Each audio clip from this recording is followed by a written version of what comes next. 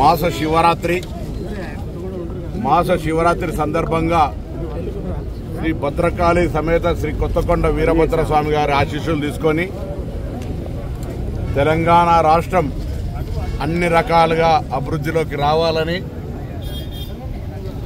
వర్షం, ప్రకృతి, వ్యవసాయం, పరిశ్రమ, వృత్తి అన్ని రకాల ఆర్థికపరమైన ఇబ్బందులు లేకుండా రాష్ట్ర ప్రజలకు అన్ని రకాల ప్రయోజనాలు కలగాలని, అందులో హుస్నాబాద్ ప్రాంతానికి అందరూ కూడా సుఖ సంతోషాలతో ఉండాలని ఆ భగవంతునికి అన్ని రకాల పూజలు ప్రార్థనలు చేసినాం.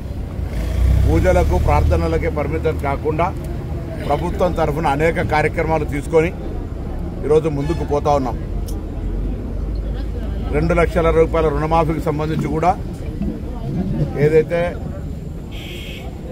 ఒక ఫ్యామిలీ గ్రూపింగ్ ఉందో ఆ గ్రూపింగ్ చేసినటువంటి 4 లక్షల మందికి కూడా రేపు 30వ తారీఖు నుంచి 2 లక్షల రూపాయల రుణమాఫీ జరుగుతూ ఉంది. 2 లక్షల పై వాళ్లకు షెడ్యూల్ ఇచ్చి తొందరలోనే దాన్ని కూడా తీసుకోవడం జరుగుతుంది. 200 యూనిట్ల ఉచిత విద్యుత్ కావచ్చు, ఉచిత బస్సు కావచ్చు, తొందరలోనే గ్రామ వారీగా ఇందిరమ్మ ఇండ్ల ఎంపిక కావచ్చు, రేషన్ కార్డుల పంపిణీ కావచ్చు, ఇవన్నీ కూడా జరగబోతా ఉన్నాయి. ఈ సందర్భంలో చిన్న చిన్న అంశాలకు సంబంధించి తప్పకుండా వాటి పట్ల కూడా ప్రభుత్వం చాలా అప్రమత్తంగా ఉన్నది. ఈ సందర్భంలో రాష్ట్రంలో బాధ్యులు గల అధికారులు ఎవరైతే దీనికి సంబంధించినటువంటి పర్యవేక్షణ చేయాలో హాస్టల్ లోపల అక్కడక్కడ ఫుడ్ పాయిజన్ అయి ఇబ్బంది జరుగుతున్న పరిస్థితులల్లో నిన్ననే ఒక కొత్త కమిటీ వేసాం, ఫుడ్ సేఫ్టీ కమిటీ అని. అది మండల స్థాయిలో ఉంటుంది, జిల్లా స్థాయిలో ఉంటాయి. ఎక్కడైనా ఏదైనా గురుకుల లేదా రెసిడెన్షియల్ హాస్టల్స్లలో ఫుడ్ పాయిజన్ లాంటి పరిస్థితి ఏర్పడితే ఆ సంబంధిత అధికారులు బాధ్యులవుతారు. ప్రభుత్వం తరఫున అన్ని రకాల చర్యలు తీసుకుంటా ఉన్నాం. మెస్ ఛార్జీలు పెంచారు, కాస్మెటిక్ ఛార్జీలు పెంచారు, అక్కడ ఉండబడేటువంటి మౌలిక సదుపాయాలను కలిగిస్తా ఉన్నాం. పంచాయతీరాజ్ తరఫున ఈజీఎస్కు సంబంధించిన అన్ని రకాల ఆ స్కూల్ యొక్క పరిసర ప్రాంతాలు శుభ్రంగా ఉండేలా ఈజీఎస్ కింద పనిచేయమని కూడా ఆదేశాలు ఇచ్చినాం. జిల్లా కలెక్టర్లు లేదా ఇతర జిల్లా స్థాయి అధికారులందరూ కూడా, ప్రజాప్రతినిధులు కూడా ఖచ్చితంగా ఈ హాస్టల్ సందర్శన చేయాలి అధికారులతో పాటు అని చెప్తా ఉన్నాం మా ప్రభుత్వం, మా ముఖ్యమంత్రి గారు. సో వీటి పట్ల ప్రత్యేక శ్రద్ధ తీసుకొని నేను కూడా ఒక బ్యాక్వర్డ్ క్లాస్ వెల్ఫేర్ మినిస్టర్గా నేను అందరికీ విజ్ఞప్తి చేస్తున్నా. ఇది ఒక సామాజిక బాధ్యత.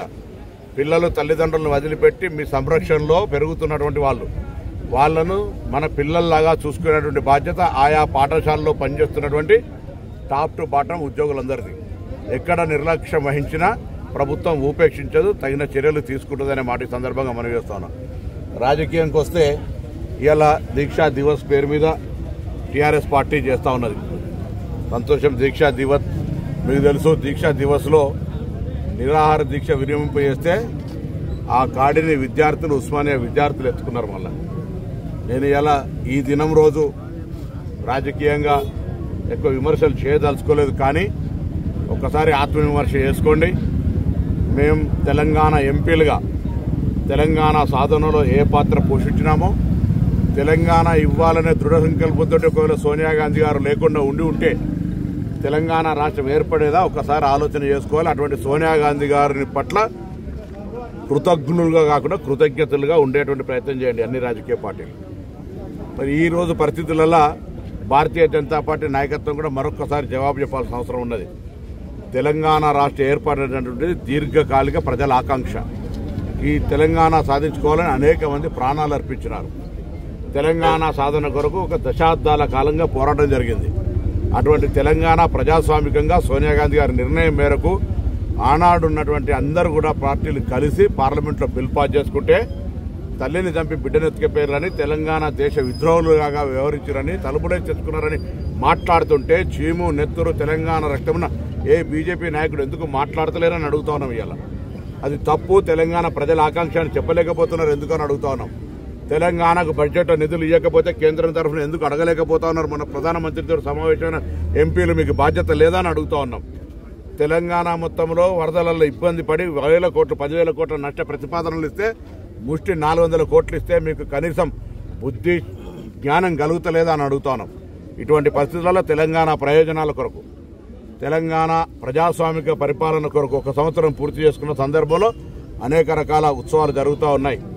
తప్పకుండా మిగతా అన్ని కార్యక్రమాలు కూడా చేస్తామనే విశ్వాసాన్ని ఇస్తా ఉన్నాం. ఆర్థికపరమైన పరిస్థితి మీకు తెలిసి రాష్ట్రంలో 7.5 లక్షల కోట్ల అప్పు చేసినటువంటి పరిస్థితుల్లో కూడా ఎటువంటి ఏ ఇబ్బంది లేకుండా 1వ తారీఖు జీతాలు ఇచ్చే కార్యక్రమం పెట్టుకోను అన్ని రకాల కార్యక్రమాలను ఎక్కడ ఇబ్బందులు కూడా కొనసాగిస్తాను.